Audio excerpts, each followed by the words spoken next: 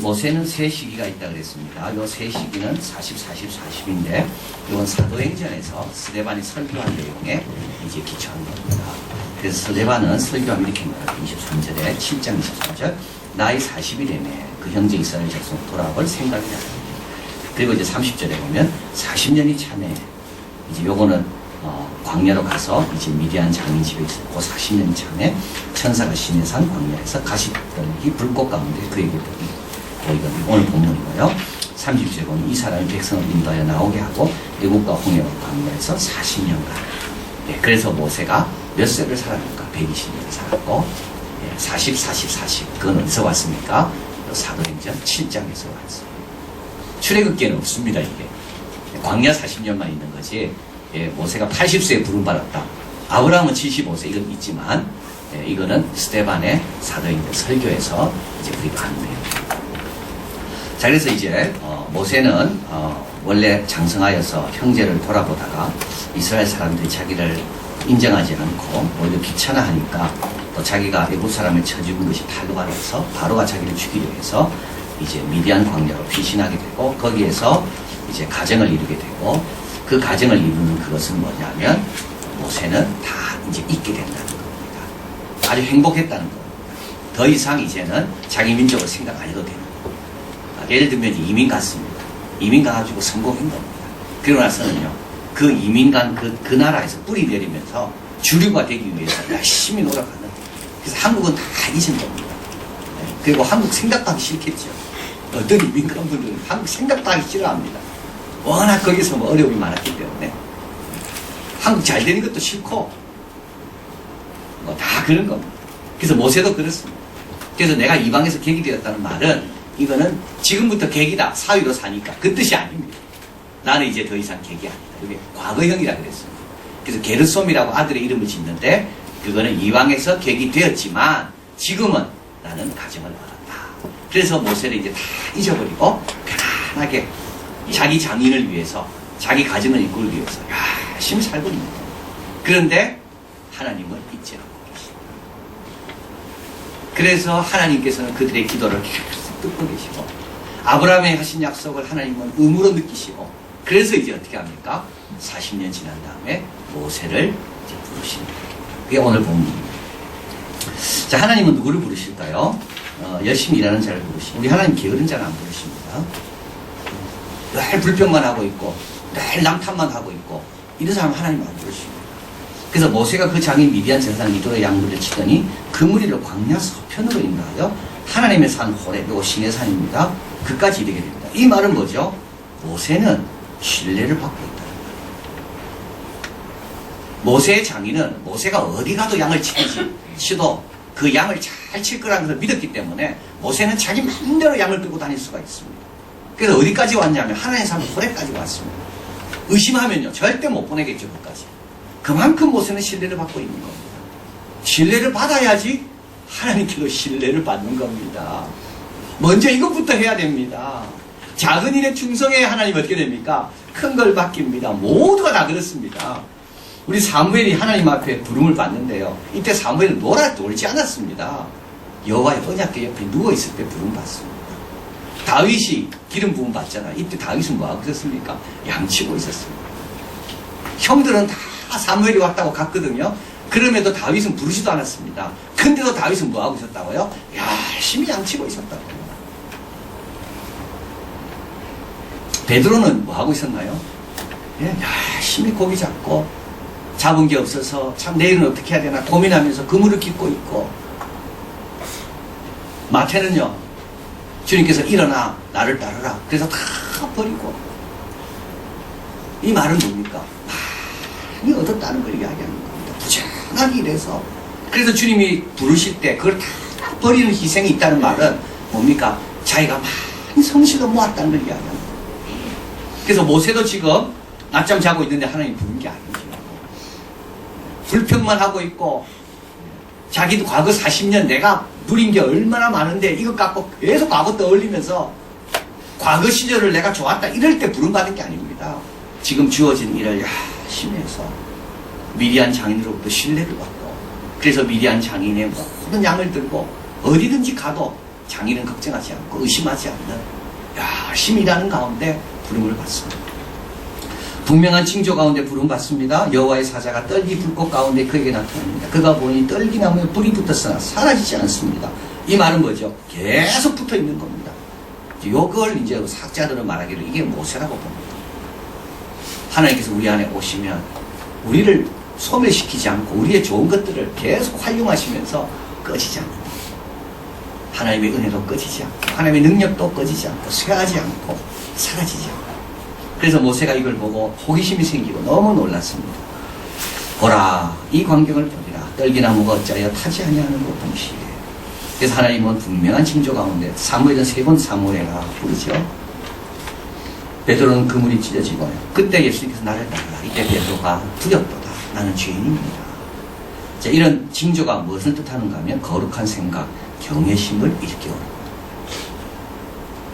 그리고 우리 하나님은 모세야 모세야 부르시죠. 개별적으로 부르십니다. 모세의 부르심이 다르고 여호수아의 부르심이 다릅니다. 다윗의 부르심이 다르고 솔로몬은 다릅니다.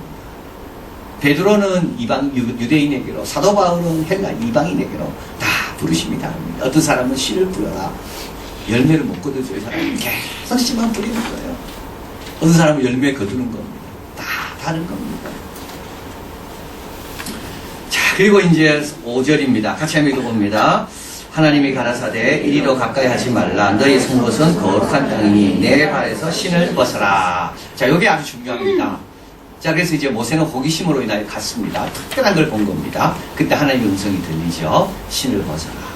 네가 선 것은 거룩한 것이다. 거룩한 것은 누가 정합니까? 하나님이 정합니다. 이게 굉장히 중요한 겁니다. 하나님께서 교회를 거룩한 곳이라 하면요, 교회는 거룩한 곳이에요. 그래서 뭐 하라고요? 신을 벗어라. 모세는 어떻게 됩니까? 순종합니다. 이게 굉장히 중요한 겁니다. 모세에게 거룩한 곳은요, 하나님이 지정한 곳이 거룩한 곳입니다. 하나님이 이곳이 거룩하다 하면 거룩한 곳인 겁니다. 하나님께서 이곳에 내 이름을 두겠다고 약속하셨으면 그곳에 우리는 뭡니까? 하나님의 이름이 있는 줄 알고 믿고 그곳으로 와야 되는 겁니다. 이게 굉장히 중요한 겁니다. 아닌데요? 아니 나는 딴 곳이 거룩한 곳입니다. 그러면요 그 사람들 신을 안 벗겠죠. 그러면요 그 다음 말씀이 주어지지 않습니다. 이게 아주 호기심까지는 왔습니다. 예, 호기심까지는 왔습니다. 근데 그 다음부터 모세가 사명을 받아야 되는데 그 말씀은 누구에게 줍니까? 신발을 벗는 순종하는 자에게 그 다음 게 보여지는 겁니다. 이게 여호수아도 마찬가지입니다.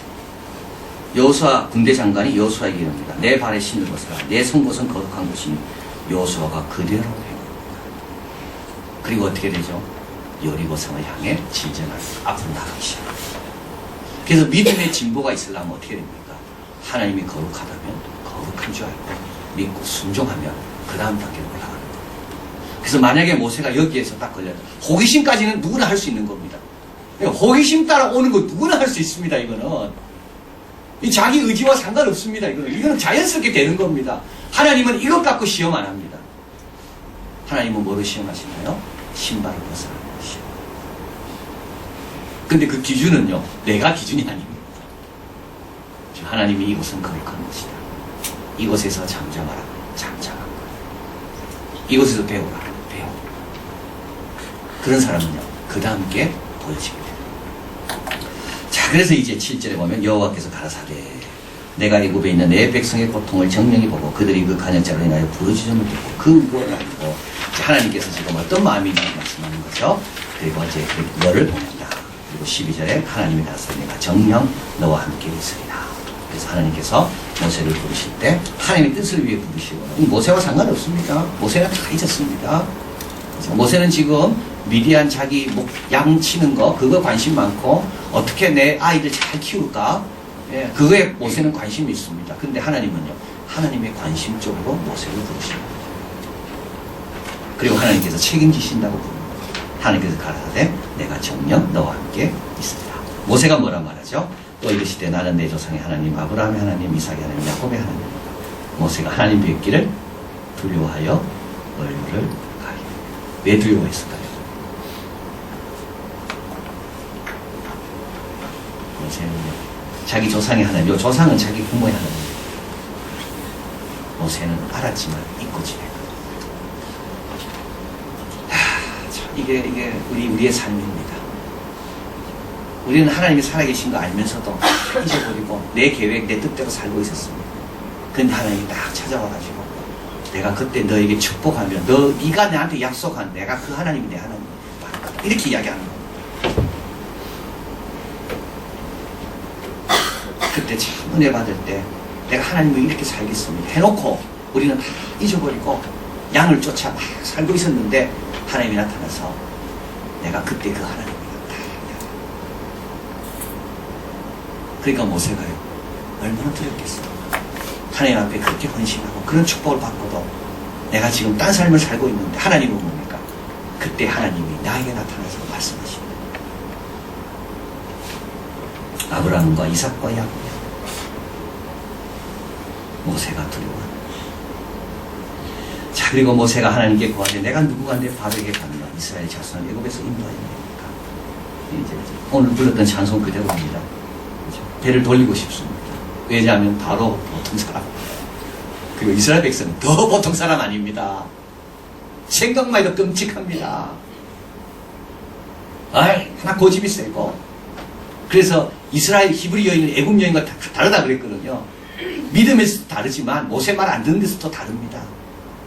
그러니까 모세가 개입해가 도와주려고 해도 네가 누군데 우리를 관할하냐 그러면서 모세를 배척한 사람들입니다. 그래서 모세는 그런 아주 안 좋은 상처가 있습니다. 근데 다시 그들에게 가라.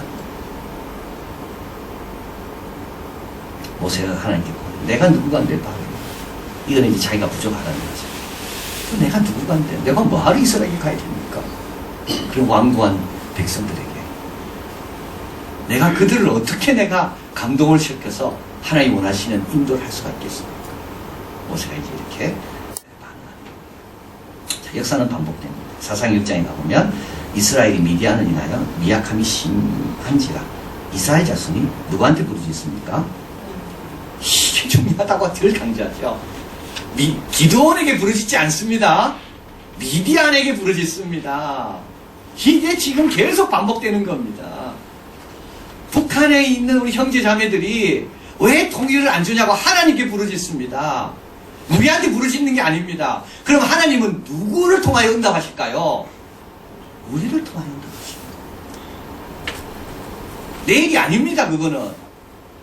근데 이들도 똑같습니다. 이들도 미디안으로 인하여 하나님께 부르짖습니다. 이스라엘 자손이 미디안을 인하여 여호와께 부르짖습니다. 7년 동안 이들은 고생을 하고 있는 겁니다. 여호와의 사자가 아비베스의 사람 요아스에 속한 오브라이로 상수리 나무 아래 앉으니 마침 요아스의 아들 기드온이 미디안 사람에게 알리지 아니하려 하여 밀을 포도주 투에서 또 일하고 있잖아요. 또 기드온도 놀고 있는 사람이 아닙니다. 이 또 똑같은 내용이지요. 기드온도 열심히 일하고 있습니다. 14, 16절 여호와께서 그를 돌아와 가라사대 너는 내 힘을 의지하고 가서 이스라엘을 미디안 손에서 구원하라. 그들의 기도의 응답으로 기도원을 사용하시는 거죠. 내가 너를 보낼 것이 아니냐. 기도원이 그에게 대답하되 똑같은 말입니다. 주여 내가 무엇으로 이스라엘 구원하리까. 나는 지극히 약하고 내 아버지 집은 제일 작은 자이니이다. 여호와께서 그에게 이르시되 내가 반드시 너와 함께 하리니 내가 미디안 사람 지게를 한 사람 치듯 하리라. 모세가 했던 말하고 똑같은 거죠. 기도원. 정리 및 교훈입니다. 맡은 일에 충실해야 됩니다. 작은 일에 충성하면 큰 것도 그리고 이 작은 일 자체가요 큰 것을 위한 준비입니다. 이게 하나님의 묘약입니다. 우리는 큰 것 맡기면 열심히 할 거라 생각하잖아요. 하나님 그렇지 않습니다. 그 큰 것에 합당한 그릇으로 우리를 어떻게 돼요? 작고 하찮고 남은 생각하지 않는 그런 일을 우리에게 맡기십니다. 요셉 아닙니까? 감옥에서 요셉이 열심히 하다 보니 그게 뭐가 됩니까? 바로 총리가 돼도 역할을 잘하는 겁니다. 여러분 하나님 안에서 큰 거 작은 거 가리면 안 됩니다. 우리 하나님 손 안에서는 다 소중한 것이고 다 귀한 것이고 큰 것도요 아무것도 아니 될 수가 있고요. 작은 것도 위대한 마음으로 하면 그 속에 숨겨놓여 있는 것이 많이 있는 거예요. 하나님이 숨겨놓은 육과장이다. 예배 시간 지키는 거 이것도 아주 소중한 겁니다. 주일 예배 다 드리는 것도 좋죠. 두 번째, 하나님의 계획, 개입과 부르심에 감사해야 됩니다. 모세는 아마 처음에는 괜히 하나님 찾아와가지고 나의 과거를 떠올리면서 왜 하나님 그랬을까? 그러나 그때 하나님 개입 없었더라면 모세는요, 양만 치다가 끝났습니다. 갈대아 우르 아브라함요, 하나님 괜히 아브라함이 나타나가지고 갈대아 우르 한 1400km 가나안 땅까지 하나님께서 이제 가라 그러잖아요. 아브라함 그거 아마 모든 사람들은 생고생한다고 욕했을 거예요. 아브라함 왜 저러나? 지나고 나서 모든 사람은요, 아브라함 부러워하는 거예요. 사무엘 제사장 도저로 가만히 있어도 되는데 하나님께서 불러주셔서 왕을 세우게 되고, 예수님의 제 아들 업으로 열심히 그냥 살면 되는데 예수님 불러주셔가지고 교회 반석 베드로가 되고, 지금 뭐 우리 다 아이들 이름 지을 때 미국에서 다 예수님의 제자 이름 짓잖아. 존, 제임스, 피터, 마크, 폴, 다 그렇게 이름 짓잖아. 갈라디아서 1장 15절 같이 읽습니다. 그러나 내 어머니 태로부터 나를 책정하시고 은혜로 나를 부르시니가. 디모데후서 있습니다. 하나님이 우리를 구원하사 거룩하신 부르심으로 부르심은 우리의 행위대로 하심이 아니요 오직 자기 뜻과 영원한 때 전부터 그리스도 예수 안에서 우리에게 주신 은혜대로 하심이라. 여러분 좀 개입하다가 기도하셔야 됩니다. 하나님 개입해 주십시오. 안 그러면 갈대아 우리에서 끝납니다. 나는 하나님 좀 개입해 주세요. 이번 주일 말씀을 통해 개입하시고 나를 좀 성가시게 하십시오. 나를 다 가만히 내버려 두지 마십시오. 모세처럼 이제 이방의 계획이 끝났다고 양만 치고 오늘도 양 숫자 세 알리고 오늘도 양 뭐 먹여야 될까 고민하고 그걸로 인생 끝나지 않도록 하나님의 영혼들을 생각하며 영원한 걸 생각하며 내 인생을 살 수 있는 교회를 통하여 하나님 개입하시고, 또 어떨 때는 고통을 통하여 개입하시고 말씀을 통하여 개입하시고, 이게 은혜라는 거. 이게 은혜라는 거. 자, 그리고 이제 마지막으로 부르심의 길을 가기 위해 훈련을 잘 받아야 됩니다. 아브라함은 그 길을 가는데 25년 동안 시험도 많이 받고 훈련 받았습니다. 모세 40년입니다. 다윗은요, 이게 기름 부음 받고 나서 베들레헴에서 예루살렘까지 얼마 거리가 안 되거든요. 거기까지 가는데 20년이 걸렸습니다. 제자들은요, 은혜로 부르심을 받지만 그러나 그 제자 역할을 하기 위해서는 훈련을 받아야 됩니다. 사도 바울은 아라비아 3년, 다메섹 10년, 안디옥 1년, 14년 지난 다음에 안디옥 교회 파송을 받아서 선교여행을 떠나게 됩니다. 그러니까 하나님 나를 불렀다고 내가 온전하다는 건 절대 아닙니다. 내가 부름 받았기 때문에 그 길을 가기 위해 하나님은 나를 계속 연단하십니다. 그리고 이제 모세도 이제 연단이 시작되는 겁니다. 뭐 말 한마디로 다 듣습니까? 뭐 기적 한번 행한다고 뭐 바로가 놓아줍니까? 바로가 계속 바로 만나야 돼요. 백성들 때문에 계속 힘들어요. 마지막에는 가나안 땅에도 들어가지 못하고. 하나님의 부르심이라는 게 우리의 뭐 일사천리로 뭐가 형통하고 그거하고는 전혀 상관없어요. 이거는 우리 애를 연단시키고 정금처럼 만들고, 그러면서 하나님 원한 일에 또 쓰임도 받고. 그게 목적이 두 가지죠. 하나는 우리를 정금처럼 만드시는 거고, 또 하나는 하나님이 들었던 그 기도들, 이스라엘 백성의 그 기도들을 하나님께서는 우리를 통하여 응답하십니다. 베드로서 1장 5절 7절 같이 읽어봅니다. 이러므로 너희가 더욱 힘써 너희 믿음의 덕을, 덕의 지식을, 지식의 절제를, 절제의 인내를, 인내의 경건을, 경건의 형제 우애를, 형제 우애의 사랑을 공급하라. 계속 공급합니다. 우리 앞에 당한 믿음의 경주를 잘 할 수가 있게 됩니다. 기도하겠습니다.